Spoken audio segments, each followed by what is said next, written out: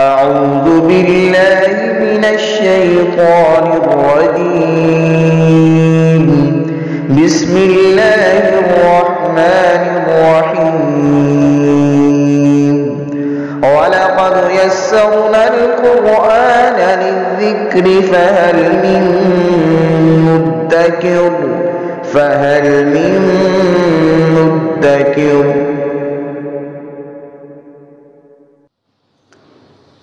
بسم اللہ الرحمن الرحیم. سورہ بقرہ کی 230 نمبر آیہ مقدسہ سے آج پڑھیں گے. اعوذ باللہ من الشیطان الرجیم. بسم اللہ الرحمن الرحیم. فَإِن طَلَّقَهَا فَلَا تَحِلُّ لَهُ مِن بَعْدُ حَتَّى تَنْكِحَ زَوْجًا غَيْرَهُ فَإِن طَلَّقَهَا فَلَا جُنَاحَ عَلَيْهِمَا أن يتراجعا إن ظنا أن يقيما حدود الله وتلك حدود الله يبينها لقوم يعلمون. طلاق کے حوالے سے تذکرہ ہو رہا ہے، اور پچھلی آیہ مبارکہ میں ہم نے پڑھا کہ اگر آدمی نے اپنی بیوی کو ایک طلاق دی ہو، 2 طلاقیں دی ہوں، تو رجوع کا اختیار باقی رہتا ہے. اگر طلاق رجعی دی ہو تو پھر بغیر نکاح کے رجوع ہو سکتا ہے عدت کے اندر، اور اگر اس نے طلاق بائنہ دے دی یا طلاق رجعی عدت گزر گئی، وہ بائنہ ہو گئی، تو 1 یا 2 طلاقوں کی صورت میں دوبارہ نکاح ہو سکتا ہے. لیکن اگر اس نے 3 طلاقیں دے دی، یہاں 230 نمبر آیہ مبارکہ میں اس کا ذکر ہے. فَإِن طَلَّقَهَا، یعنی اگر اس نے تیسری طلاق بھی دے دی، فَلَا تَحِلُّ لَهُ، تو اب اس کے لیے اس کی زوجہ حلال نہیں ہوگی، من بعد، اس کے بعد، حَتَّى تَنْكِحَ زَوْجًا غَيْرَهُ، حتیٰ کہ وہ کسی اور شوہر سے نکاح کرے. 3 طلاقیں ہم پہلے پڑھ چکے ہیں کہ اگر تو ایک طہر میں ایک طلاق دی جائے، پھر دوسرے طہر میں، پھر تیسرے طہر میں پاکیزگی کی حالت میں ایک طلاق دی جائے تو اس کو بہتر سمجھا گیا اور اس کو طلاق حسن قرار دیا گیا. لیکن زیادہ بہتر یہ ہے کہ ایک ہی طلاق دے دی جائے اور پھر چھوڑ دیا جائے، دوسری تیسری طلاق دی ہی نہ جائے. عدت گزرنے کے بعد وہ خود بخود بائنہ ہوگی، تعلق ختم ہوگا. اب عورت چاہے تو کسی اور سے نکاح کر سکتی ہے، لیکن اس صورت میں اپنے شوہر پہلے کی طرف واپس بھی جا سکتی ہے. اس کو 2 طلاقوں کا حق اختیار باقی ہوگا، 1 کی صورت میں، اور 2 کی صورت میں 1 طلاق کا حق باقی رہ جائے گا. لیکن اگر اس نے تیسری طلاق دے دی، پھر اب اس کا تعلق بحال نہیں ہو سکتا. ہمارے ہاں عام طور پر جو معاشرے کے اندر کیفیت دیکھی گئی ہے وہ یہ ہے کہ جھگڑا ہوتا ہے، لڑائی ہوتی ہے، اور فوراً غصے میں آ کے 3 طلاقیں دے دی جاتی ہیں. جب 3 طلاقیں ہو جاتی ہیں، تھوڑا سا غصہ ٹھنڈا ہوتا ہے، معاملات کو سوچ بچار کے بعد جب غور و فکر کر کے دیکھا جاتا ہے تو پھر شرمندگی ہوتی ہے، اور پھر ہم مفتیان کرام کے پاس جاتے ہیں. پھر ان سے کہتے ہیں کہ آپ کسی طرح ہماری واپسی رجوع کی صورتحال بنانے کی کوشش کریں. مفتیان کرام قرآن و حدیث میں تبدیلی تو نہیں کر سکتے. ہمارے فقہائے کرام، فقہائے اربعہ، امام ابو حنیفہ، امام شافعی، امام مالک، امام احمد بن حنبل، 4 فقہاء کرام کے ہاں اگر کسی شخص نے اپنی بیوی کو طلاق دی، 3 طلاقیں، چاہے ایک مجلس میں دے دیں، چاہے ایک لفظ کے ساتھ دے دیں، یا علیحدہ علیحدہ کر کے دے دی، باہر صورت تینوں طلاقیں واقع ہو جاتی. اس حوالے سے حضرت عمر فاروق رضی اللہ تعالی عنہ کی طرف ایک روایت منسوب کی جاتی ہے اور بیان کی جاتی ہے. کہا جاتا ہے کہ حضرت سیدنا ابو بکر صدیق کے دور میں، نبی کریم صلی اللہ علیہ وسلم کے دور میں 3 طلاقیں ایک ہوتی تھیں.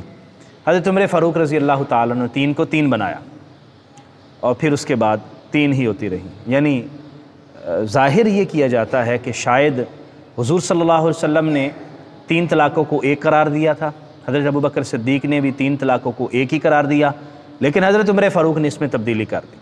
اب یہ بذات خود حضرت عمر فاروق پر بھی بہت بڑا بہتان ہے، اور دیگر صحابہ اکرام جو کہ اس موقف کو سن کے خاموش رہے اور انہوں نے حضرت عمر فاروق کی بات کو قبول کر لیا، یہ ان پر بھی بہتان ہے۔ اس کا مطلب یہ ہوا کہ اگر صحابہ اکرام عمر فاروق رضی اللہ تعالیٰ عنہ یا دیگر صحابہ حضور کے حکم کو تبدیل کر لیں، حضور کی بتائی ہوئی شریعت پر اپنی مرضی کرنا چاہیں تو سارے اس کو مان لیتے ہیں، تو پھر صحابہ اکرام کی عدالت کہاں رہی؟ پھر صحابہ اکرام کی اطاعت اور فرما برداری کہاں رہی؟ اس کا یہ مطلب اور مفہوم قطعاً نہیں ہے۔ اور پھر اس کے بعد آپ ائمہ اربعہ کی طرف آ جائیں، امام ابو حنیفہ، امام شافعی، امام احمد بن حنبل، امام مالک اور دیگر فقہا، دیگر صحابہ اکرام، کیا انہوں نے شریعت کو تبدیل کیا؟ نہیں، ایسا نہیں ہے۔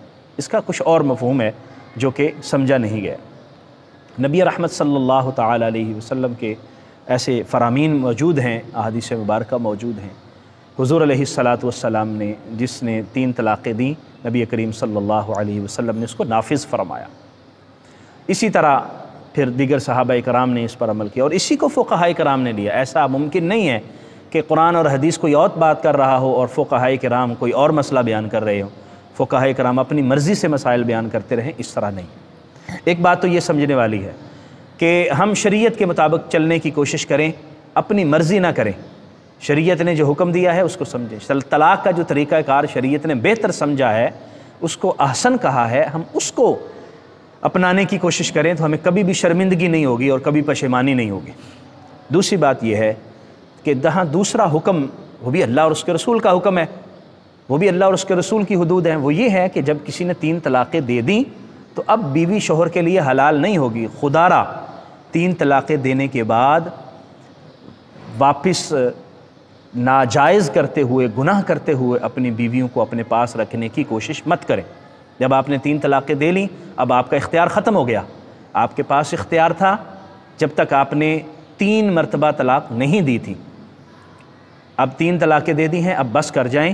شریعت نے آپ کے لیے حدود قائم کر رکھی ہیں، لیکن ہم کہتے ہیں جی ہمارے بچوں کا مسئلہ ہے، ہمارے خاندان کا مسئلہ ہے، ہمارے یہ مسائل ہیں، تو بھئی پہلے سوچئے، آپ پہلے غور و فکر کیجئے یہ قدم اٹھانے سے پہلے۔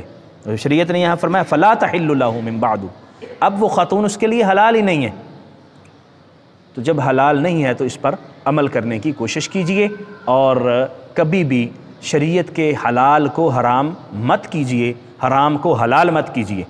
اللہ تبارک و تعالیٰ کی ناراضگی اور اللہ تبارک و تعالیٰ کی نافرمانی اس سے بڑی اور کیا ہو سکتی ہے۔ تیسری بات یہ فرمائی حتیٰ تنکح زوجا غیرہ، یہ قرآن کا حکم ہے کہ اگر کسی نے اپنی بیوی کو 3 طلاقیں دے دیں، اب وہ دوبارہ اس کو رکھنا چاہتا ہے تو ویسے نہیں رکھ سکتا۔ اس کا کوئی رستہ نہیں ہے، صرف ایک رستہ یہ ہے کہ اس خاتون کا نکاح کسی اور شخص سے ہو، اور یعنی عدت گزارنے کے بعد، اور وہ خاتون اس کے پاس رہے، اس کی بیوی بن کے رہے، اور جب وہ چاہے اپنی مرضی سے اس کو طلاق دے، پھر اس کی عدت گزرے۔ اب اگر پہلا اس کو رکھنا چاہتا ہے تو رکھ لے۔ یہ حتیٰ تنکح زوجا غیرہ، کوئی اور شوہر اس سے نکاح، یعنی وہ کسی اور شوہر سے نکاح کرے۔ یہاں پر ایک اور بات یاد رکھیے کہ ہمارے ہاں حلالے جیسا مکروہ عمل کیا جاتا ہے۔ نبی رحمت صلی اللہ علیہ وسلم نے اس پر لعنت کا ذکر فرمایا ہے۔ یہ بات بھی ملحوظ خاطر رکھنی چاہیے کہ قرآن نے اس بات کو ذکر کیا ہے، یہ شرط نہیں بیان کی کہ وہ ضرور ایسا کرے کہ اگر اس نے طلاق دے دی ہے اب وہ کسی اور کے ساتھ نکاح کرے، اور نکاح اس کی عدت گزرے گی، پھر پہلے کے پاس یہ شرط بیان کی ہے۔ یہ اتفاقی ایک امر بیان کیا گیا کہ اب وہ اس کے ساتھ نہیں رہ سکتی، اب وہ جائے اور اپنی مرضی سے کسی اور کے ساتھ نکاح کر دے۔ ہاں، وہ وہاں رہے اس شوہر کے پاس، وہ شوہر اس دنیا سے رخصت ہو جائے، یا وہ شوہر اپنی مرضی سے اس کو چھوڑ دے، تو اب عدت گزرنے کے بعد پہلے شوہر کے پاس آ سکتی ہے۔ لیکن شرط لگا کے نکاح کرنا، کسی نے 3 طلاقیں بیوی کو دے دی، عدت گزری، اب کسی کے ساتھ یہ نکاح کر لینا جس کو ہم حلالہ کہتے ہیں، اور اس کو کہنا کہ 2-4 دن رکھنے کے بعد، 15 دن رکھنے کے بعد پھر تم طلاق دے دینا، تو نبی کریم صلی اللہ علیہ وسلم کی حدیث اس کے حوالے سے یاد رکھنی چاہیے۔ حضور نے فرمایا لعن اللہ المحلل والمحلل لہ، حلالہ کرنے والے، کروانے والے، جس کے لیے کیا جا رہا، ان دونوں پر اللہ تعالیٰ کی لعنت ہو۔ حضور نے اس لعنت کا ذکر فرمایا۔ تو کیوں نہ ایسا کیا جائے کہ ہم شرعی مسائل کو سمجھنے کی اور سیکھنے کی کوشش کریں تاکہ ہمیں شرمندگی نہ اٹھانا پڑے، ہمیں اپنے گھر کو خراب ہوتا ہوا نہ دیکھنا پڑے، اور ہم خود شریعت کی حدود کو پامال نہ کریں۔ جب پامال کر بیٹھتے ہیں پھر ہم دوسرے امور کی طرف بڑھتے ہیں جہاں ہمیں شرمندگی ہی شرمندگی اٹھانا پڑتی ہے۔ اس لیے ان چیزوں کو ذہن میں رکھنا چاہیے۔ یہ قرآن کا حکم ہے، 230 نمبر آیہ مقدسہ ہے سورہ بقرہ کی، اس کو ذہن میں رکھ لیجیے۔ فَإِن طَلَّقَهَا، اگر اس نے ایک طلاق دی ہو یا دو طلاقیں جس کا اوپر ذکر ہوا ہے، فَلَا جُنَاحَ عَلَيْهِمَا أَن يَتَرَاجَعَا، تو ان دونوں پر کوئی حرج نہیں ہے کہ وہ رجوع کر لیں۔ پھر دوبارہ اس بات کی تاکید کی جا رہی ہے کہ رجوع کرنے کا حرج نہیں ہے، ایک کی صورت میں، دو کی صورت میں۔ ان ظنا ان یقیما حدود اللہ، اگر انہیں یہ گمان ہو کہ وہ اللہ کی حدود کو قائم رکھ سکیں گے، میاں اور بیوی دونوں کو یہ گمان ہو اور انہیں علم ہو کہ ہم زندگی گزاریں گے اور جو ایک دوسرے کے حقوق ہے وہ ادا کریں گے، اور جو اللہ نے حدود قائم کی ہیں ان کا خیال رکھیں گے اور انہیں پامال کرنے کی کوشش نہیں کریں گے، تو پھر کیا کریں؟ پھر وہ رجوع کر لیں۔ لیکن وَتِلْكَ حُدُودُ اللَّهِ، یہ اللہ کی حدود ہیں، يُبَيِّنُهَا، اللہ تبارک و تعالیٰ اپنی حدود کو بیان فرماتا ہے، لِقَوْمٍ يَعْلَمُونَ، اس قوم کے لیے جو علم رکھتے ہیں۔ اللہ تعالیٰ ان کے لیے اپنی حدود کو بیان کرتا ہے۔ تو حدود اللہ کی پاسداری کرنا اہل ایمان کا شیوا ہے۔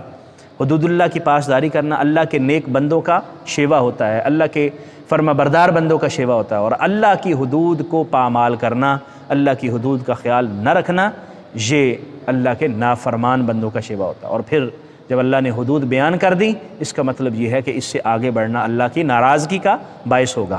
تو ہمیں زندگی کے یہ مختصر ایام اللہ کی نافرمانی میں بسر کرنے سے گریز کرنا چاہیے، اور اللہ کی حدود کو پامال کرنے سے گریز کرنا چاہیے۔ اللہ کریم ہمیں سمجھنے کی، عمل کی توفیق عطا فرمائے۔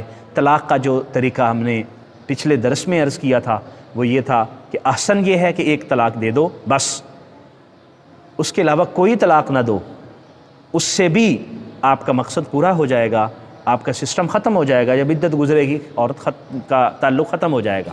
اور اگر 3 ہی دینا چاہتے ہیں تو پھر ایک مہینے کے وقفے کے ساتھ جب عورت پاکیزگی کی حالت میں ہو پھر طلاق دیں۔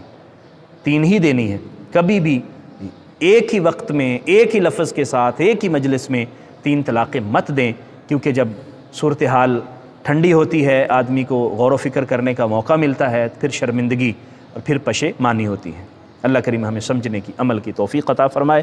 آخر دعوایا ان الحمد للہ رب العالمین۔